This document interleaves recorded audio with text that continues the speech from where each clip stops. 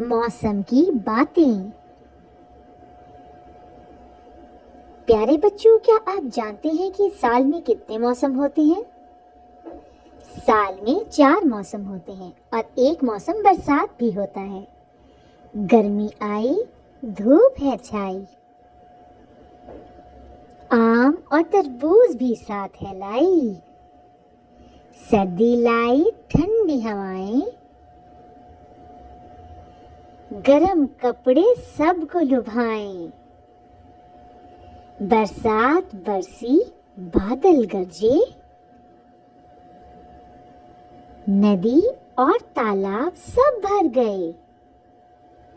बहार आई, खुशबू लाई,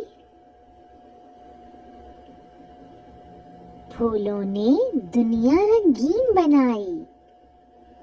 खिज़ां आई, पतझड़ लाई, दरख्तों ने जर्द चादर बिछाई। मौसम बदले रंग दिखाए, कुदरत के जादू ने दिल बहलाए।